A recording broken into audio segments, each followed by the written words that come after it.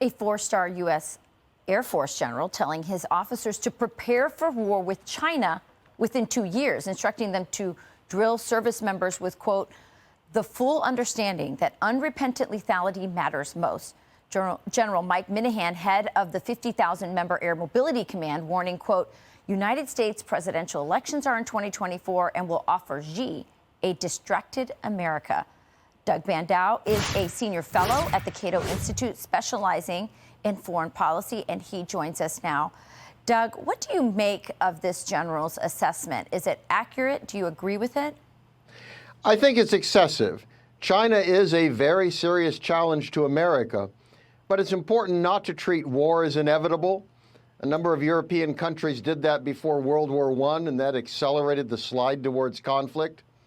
No one wants a war in this case. It'd be horrible for both countries. So we don't want to treat it that way. What would be that red line that would cross us over there? Is that Taiwan, a move towards Taiwanese independence? Is that what would cause it? The general view is that China is willing to put up with a certain amount of kind of separatist activity, but any move they saw as going towards independence would force them to act. And most policymakers, I think, are convinced China would take military action then. So that would be the danger move. That would potentially be the red line of conflict. And then the U.S. would have to decide if it was willing to go to war with a major conventional power with nuclear weapons. Are we ready for that? I don't believe so at the moment. A lot depends on what our allies would do. And frankly, we need a conversation with the American people. Are they prepared for a real war where American aircraft carriers could be sunk, planes could go down, ships could be destroyed? This wouldn't be Iraq. This wouldn't be Afghanistan. This would be the real deal.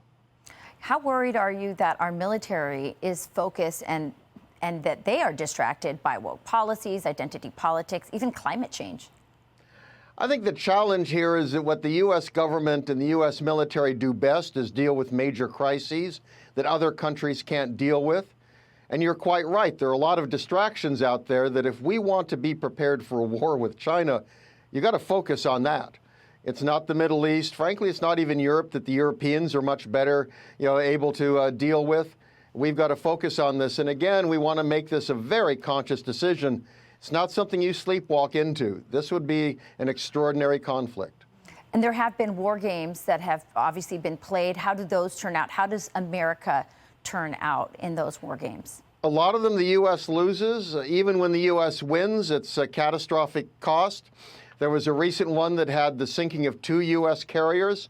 You have 5,000 sailors on a carrier going down, losing lots of aircraft.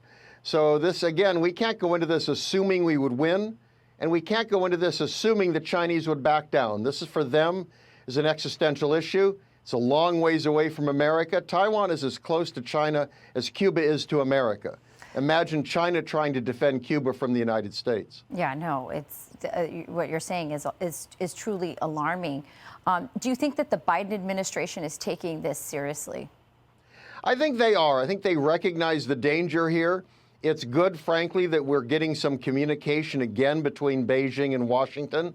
We've got to talk. There have to be dialogue here. Because, again, it's easy to see major powers kind of sleepwalking into a conflict, making assumptions that the other side won't get involved. Both countries and both governments have to know what's going on and what their interests and red lines are. Yeah, I'm not as confident as you, Doug. I feel like our president is compromised by the Chinese, and that concerns me in this situation. But I appreciate your analysis and you coming on our show to share it. Happy to do so. Thank you. I'm Steve Ducey. I'm Brian Kilmeade. And I'm Ainsley Earhart. And click here to subscribe to the Fox News YouTube page to catch our hottest interviews and most compelling analysis.